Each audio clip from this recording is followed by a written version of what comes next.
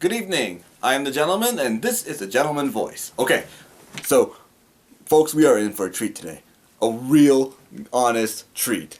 I just looked at the schedule, and today's movie is made by Peter Jackson! Yes, Peter Jackson, the person who created The Lord of the Rings and made it into a great epic story. So, I'm really excited because in December, The Hobbit came out, and it's now gonna come out in about a week. So, if you get my drift, we're in for a really good movie tonight. So, I don't even want to talk about it anymore, so let's just get right into it. Roll the intro!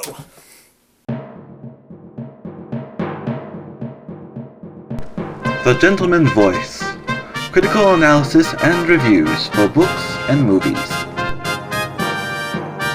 Tonight's feature presentation.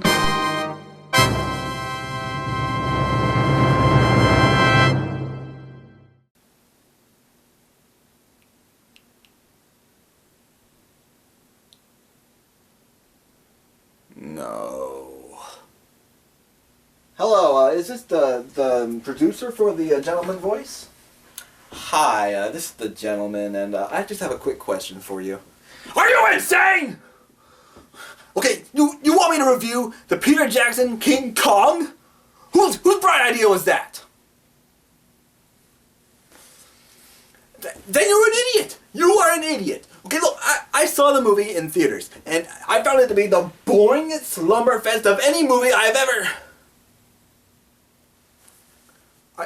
Are you threatening me? That's blackmail. That is dirty. That is dirty, man. God.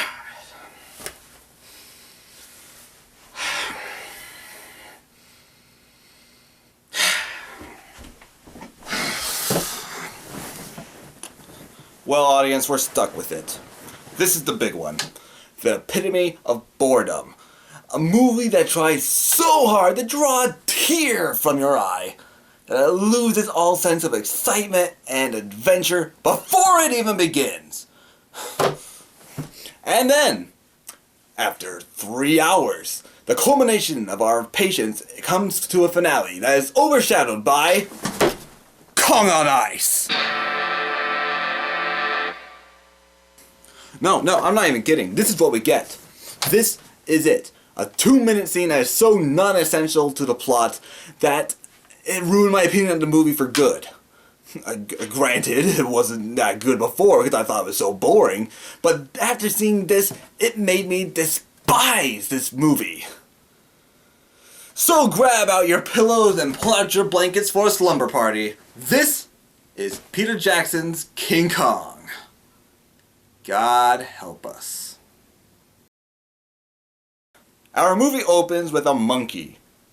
Odd, I remember King Kong being much bigger. Oh wait, it's just an establishing shot to show how terrible the Great Depression was. And some more shots of the Great Depression.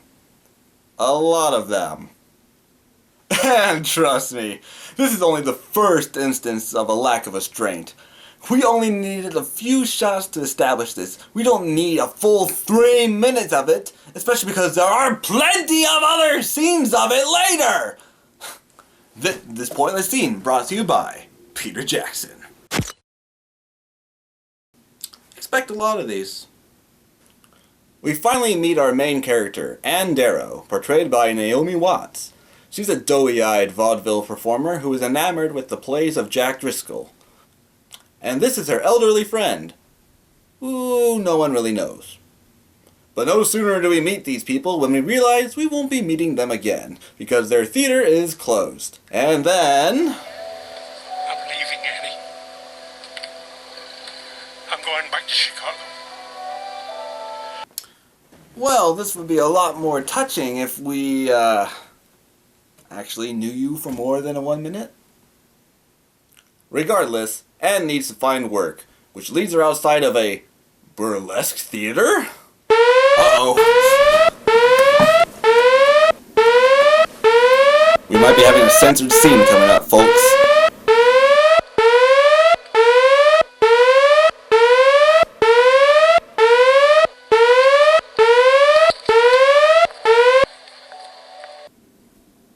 Oh, phew. That was close.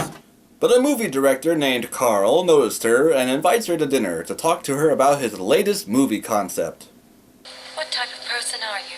I'm someone who can trust, Ann. I'm a movie producer. Because I totally trust my producer. I mean, look what he's got me doing. Reviewing King Kong. God dang him. Besides, wouldn't you trust a man whose latest sales pitch to his movie studio execs was... I've come into possession of a map. The sole surviving record of an uncharted island. A place that was thought to exist only in myth. He's asking us to fund a wild goose chase. What are you, an idiot? Would you not trust a man with wild, shifty eyes like this who says things like... I'm real good at crapping the crappers. I tell you, if you said no to any of those points before, you're much smarter than everyone else in this movie.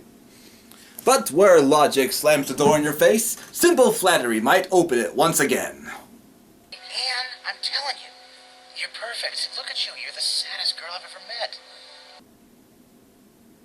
Thanks for that backhanded compliment, I guess? You know, Carl, when I said flattery, I meant positive things, not things she's trying to forget. You're gonna make... But Anne realizes what the audience did long ago, that Carl is a few chirps from a cuckoo's nest, when he mentions the one thing she can't resist. Kind of a long sea voyage. You want to read a script? Jack Driscoll's turning in a draft as we speak. Jack Driscoll. He said to me, Carl, somewhere out there is a woman born to play this role. And as soon as I saw you, I knew. It was always going to be you. So of course she realizes that he's just playing to her emotions to try and get her on the ship. Of course not. She goes on to the ship with him, where Carl works over the skipper to expedite their departure before going to meet with Jack, his scriptwriter. I can't stay, Carl. I got a rehearsal full time now. 3 hours late. This is the script? Jack, this is 15 pages. I know, but they're good. You got 15 good pages there, Carl. Well, one thing I can say for Jack Black's character, aside from the fact that he's crazy and not making any pains to hide it, and that the actor portraying him is really overplaying that a little bit, he knows how to count. I gotta have something to shoot. You got my notes. I gotta go, pal. But just as Jack is leaving the cabin, the boat starts to leave port.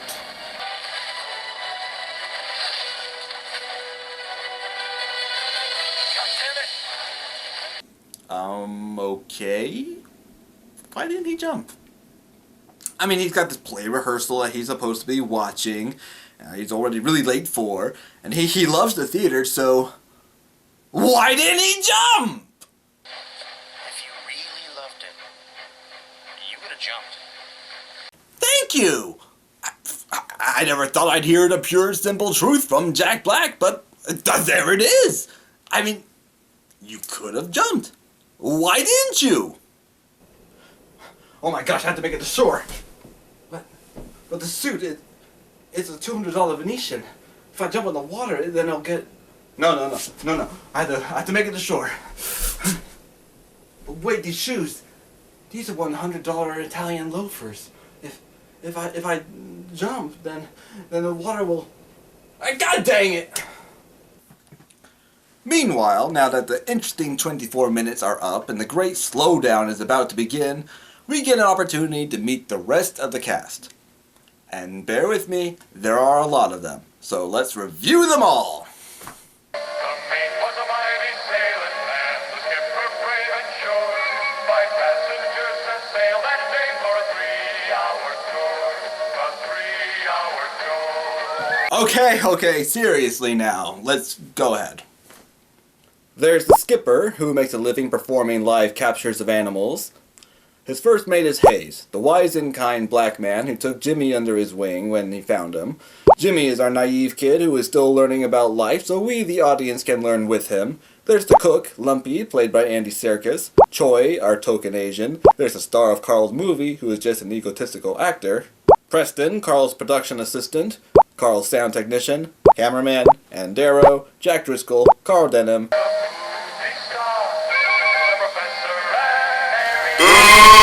Okay, fine.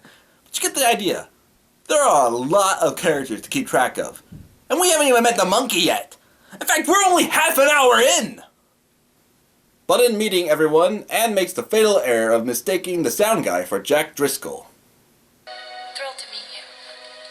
It's an honor to be a part of this. I'm sure you've heard this before, Mr. Driscoll, if you don't mind me saying, but you don't look at all like your photograph. Stop right there. You see, I was just afraid that you might be one of those self-obsessed literary types. I'm sorry, I'm You know, the Tweety twerp with his nose in his book and his head up his hat.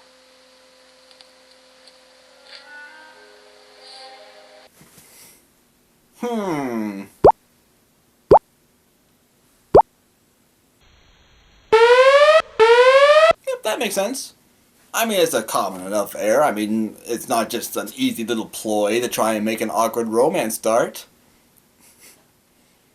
But the story comes to a complete halt when the lead actor discovers his posters have been vandalized.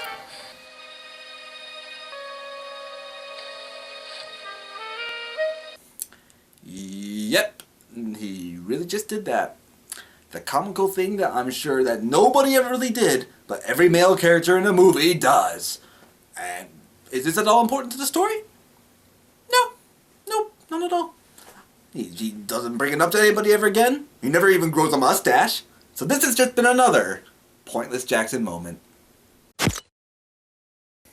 Meanwhile, Jack and Driscoll are busy writing the script when Carl lets slip that they are going to a mysterious island. We're filming on an island now. It has a local name, but I'm warning you, Jack, it doesn't sound good. Wow, they're really building up the suspense. I wonder what it could be.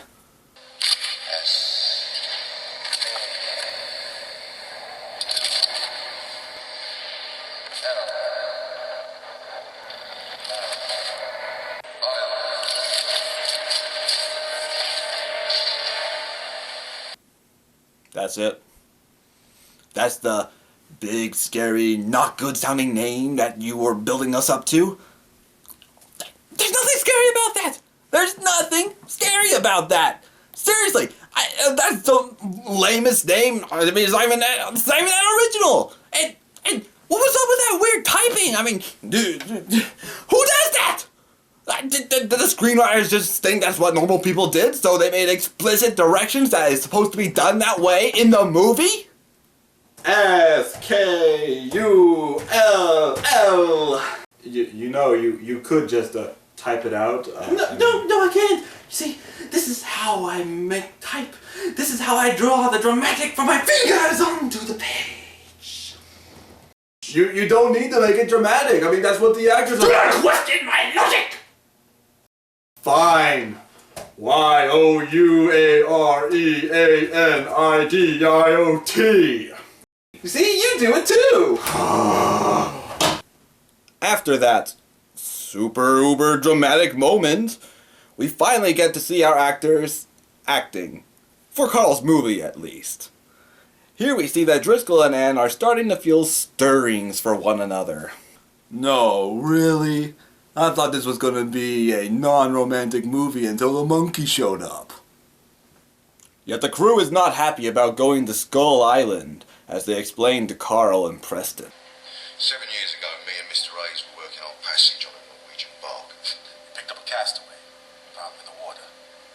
His ship had run aground on an island, way west of Sumatra.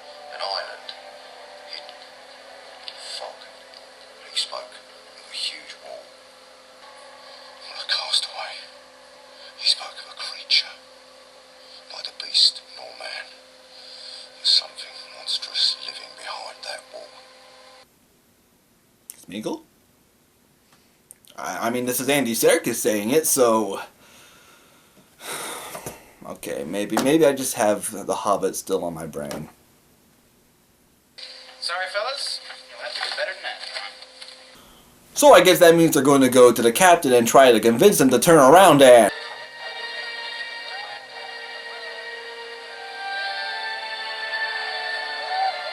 Or they let the ship continue sailing to the dreaded Skull Island and don't stop it at all. Which means that that whole scene was just another pointless Jackson moment. Jack and Ann continued to let their relationship grow, but more important things happen when the captain suddenly decides to turn the boat around. About a week later, I guess they decided that the movie needed to end. No, it turns out that the authorities back in New York have only just sent word that Carl is a thieving criminal and order him to divert to Rangoon. Which means they spend probably a week or two thinking about what to do, considering how many montages and how long the movie has been so far. But we're now 44 minutes into the movie, and we still haven't even found the stupid island or even seen the goddamn monkey! I mean, how much longer are we going to have to wait? Oh, finally, the mystical fog bank that surrounds the island. About time. So they sail around a bunch of rocks for about 5 minutes. Absolutely riveting. And when we finally reach the 52-minute marker, we get our first good look at the island. It took forever, but we're finally here. Now we just have another hour and a half to go for the whole movie. God dang it. I mean it. This movie has been dragging since they got on the boat. I mean, I've been bored before. I've been bored senseless before. But not ever like this. I mean, was there nothing else that Peter Jackson thought that he could cut? Let's just get through this quickly. The movie crew goes ashore to investigate the island. But before we get anything interesting with them, we get a meaningful discussion about Heart of Darkness between Jimmy and Hayes. Why does Marlowe keep going up the river? Why doesn't he turn back? There's a part of him that wants to, Jimmy. A part deep inside himself that sounds a warning. When did this turn into an English class? I mean, this is a movie about a giant killer ape. Why are we talking about the deeper themes of a novel? Guys, they're still going! Get to the point of that discussion! It's not an adventure story. Is it, Mr. Hayes? No, Jimmy. It's not. Nor is this movie, apparently. Show us the monkey! The away team finds an ancient ruin and starts exploring, but they are stopped when they find a lone child. We'll handle this. Oh, really? Because I don't see an obsessed director knowing what to do in a situation like this. And his solution? Chocolate. Whoa. You blew my mind.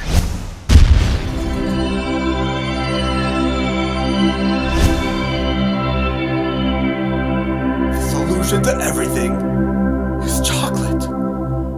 I have to let the world know. This is the major breakthrough we've all been waiting for. Hello, Mr. President. Chocolate. Chocolate is the solution. All of our enemies, chocolate. And then we'll have world peace. I can't believe it took us this long to realize it. Jackson, you wonderful man. Thank you for enlightening us. Ah! I told you Spiegel was here! I told you! My precious!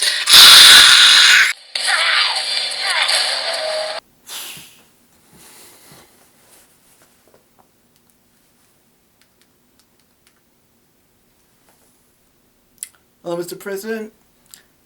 Just a heads up, I made a mistake. Chocolate's not the solution to everything. It actually makes people go crazy. Just a heads up. And over the top scream in 3, 2...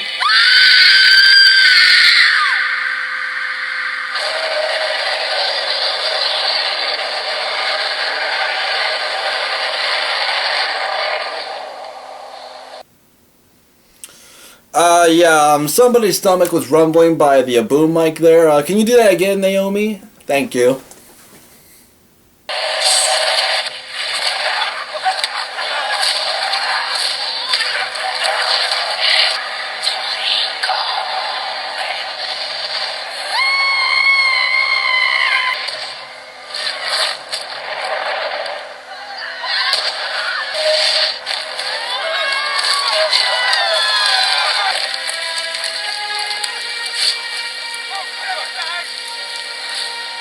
Seen enough.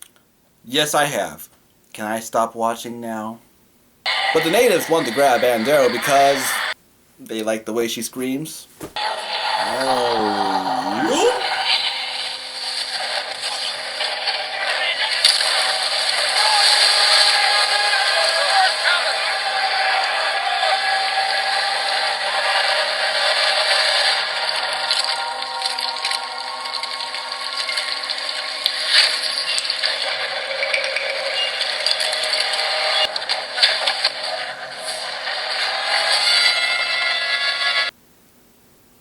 Okay, this whole situation could have been averted if you warned the captain about what was going on. See, now the natives have Anne and the ship is leaving. Take it in. So, why didn't you warn everybody else that there was a problem? I mean, you just went running down there to Anne's cabin, this useless playwright. I mean, what good are you going to do down there? But no one else questions his priorities as they gear up for a rescue, which will be difficult to do as the feral natives are all riled up and Anne is on the other side of a ravine.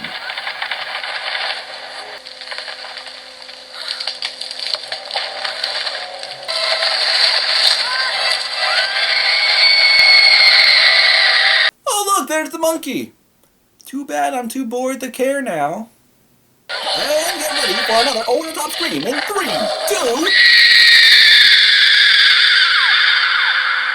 Behind the wall! They rush up to try and help her, but the giant goes dashing into the jungle. And isn't that a shame? Let us all have a moment for this poor innocent woman who was snatched up by this giant brutish ape, because it will be far too dangerous for all of us to go after her and... You take Hayes and 15 others. And put a guard on the gate until you return. Okay, seriously, how many more must die before they call the whole thing off? Because, seriously, I mean, I know that this is where the story is supposed to go.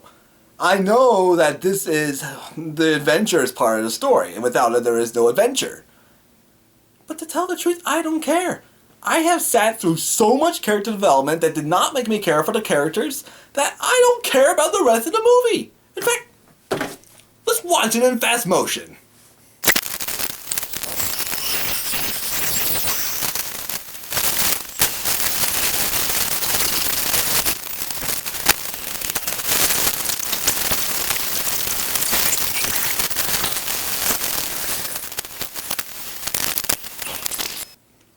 Oh wow, the movie was shorter than I remembered. But thank God it's over. Now I can just put it out of my mind and... Ah, are you kidding me? Alright, you know what? Screw it. You can guess the rest of my opinion about the movie. Or better yet, you can go and buy it and watch it yourself. Me, I'm done. I am done.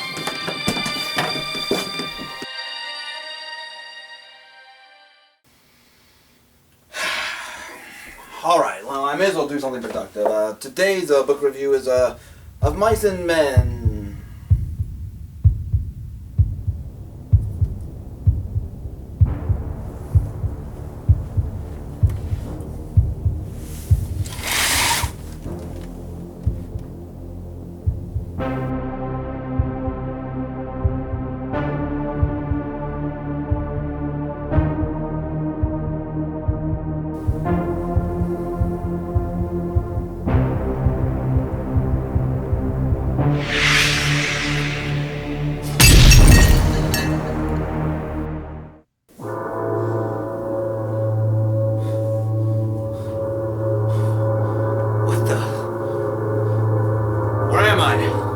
What is this place?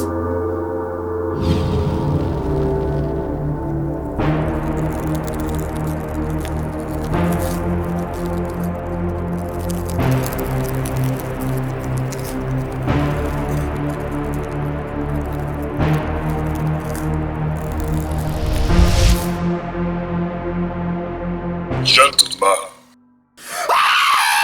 be silent. I am Shaitan, fiend of darkness. Shaitan is an Arabic word meaning an evil fiend or spirit. But you're sure you're not Satan? Because in the Islam religion, Satan is the... It's Shaitan, damn it! Look!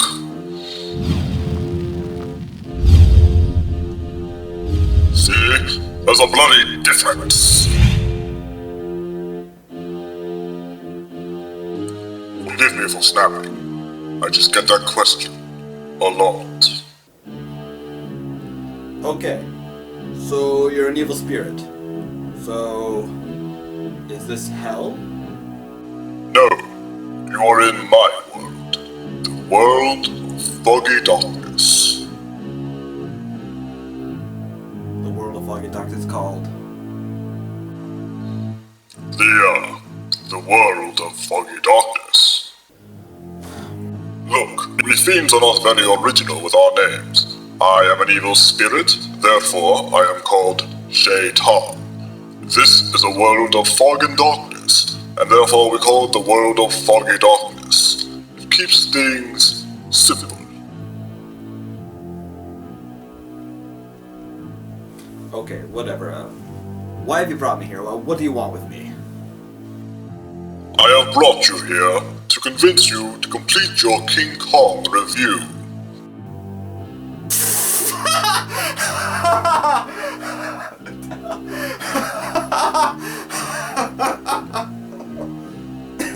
Was it so amusing?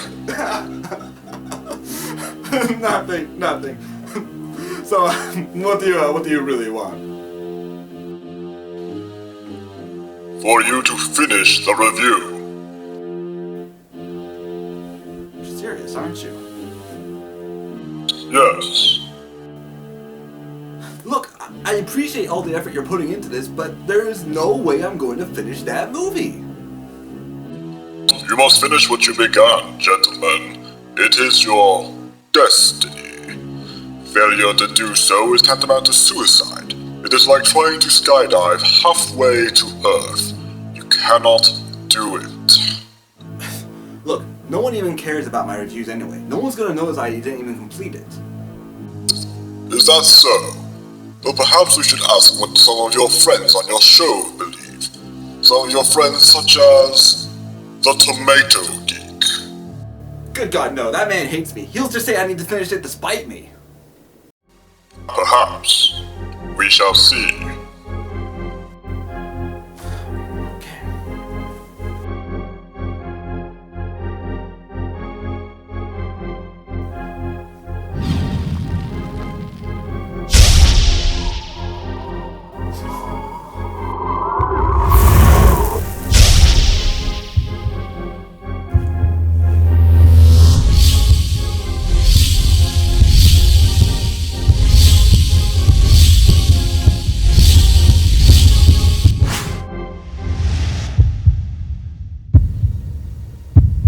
Come.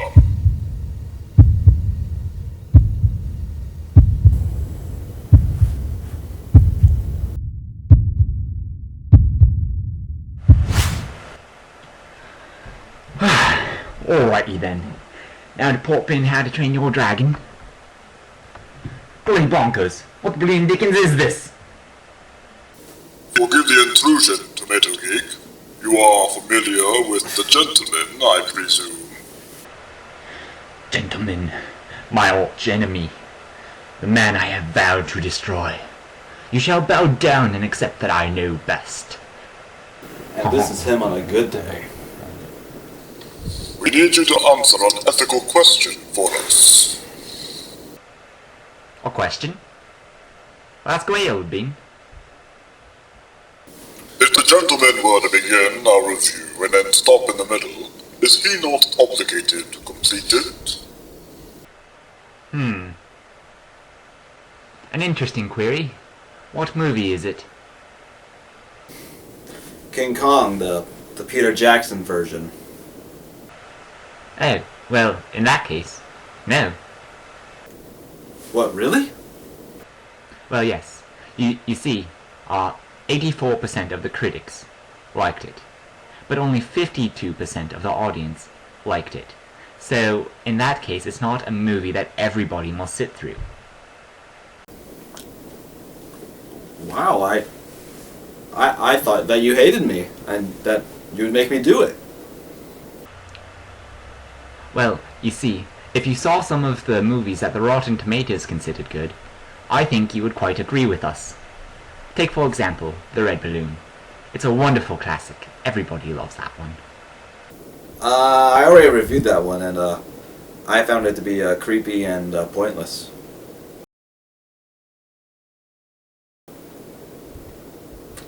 I shouldn't have said that. Make him watch Kong. Make him suffer. He's not human. He knows nothing. Thank you, Tomato Geek, for your time. You may return to watching How to Train Your Dragon. Enjoy. Wait. Let me first reiterate that the gentleman and I will always be adversaries, and that one day I shall prove that the Rotten Tomatoes is always right, versus him, who is not always right.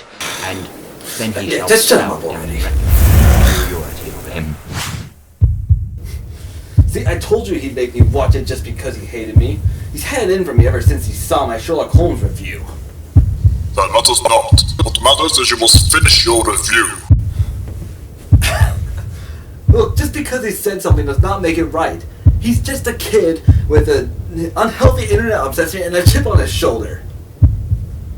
That may be so, but what if we were to call up one who has some experience in some matters, and a professional diploma, such as that internet doctor? Wait. Dr. Blando? Dr. Marlon Blando?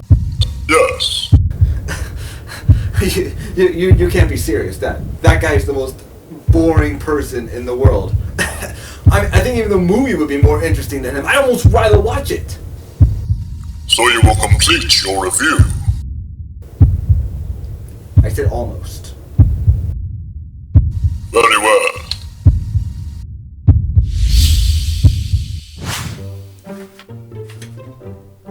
Oh, what is this thing? Dr. Blando, I presume. Yes, hello, weird, hole in my, office? Doctor, this call has to do with a gentleman. He and I are having a difference of opinion, and we are unable to settle our differences. That sounds, terrible. What can I, do to, help? I started a review of King Kong and I stopped because I was getting really bored of it. What do you think? Well, that is, a boring movie that, it suffers from, dullness. Dullness, see... We're not asking about the movie. We want to know if the gentleman needs to continue his review to completion or not. Oh, well, yes, he should. He should, yes. What? Well, I'm sorry, gentlemen, see, I'm sorry, but, there is a good, reason. Please, share it. And keep it brief!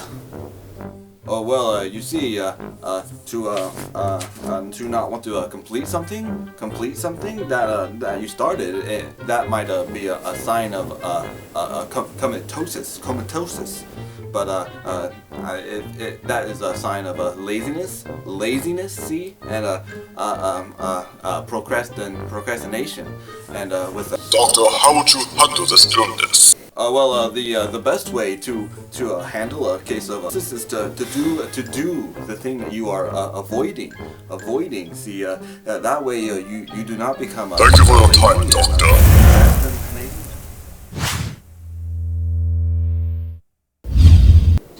There you have it, gentlemen. The professional opinion of a doctor.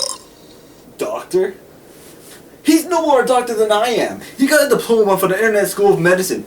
Heck, I could be a better doctor than him. Regardless, those are two people who support my choice for you to finish the review. Will you submit to their decision? No! It's my internet channel. I'll do what I want. It's my decision.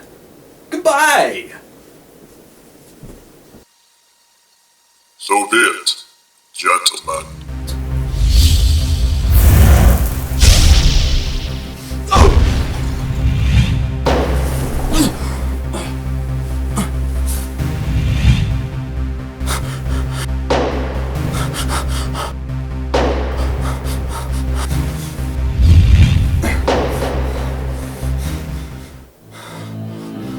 No! Forgive me, gentlemen, this is necessary. You shall remain in there until you decide to finish your task. This is not gonna convince me to do anything. Oh, but it will, gentlemen. For while you decide what you shall do, you'll be forced to watch this.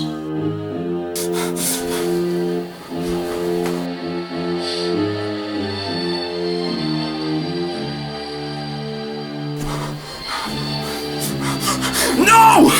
No! I hope for your sake that you make your decision swiftly. Shaitan! Shaitan!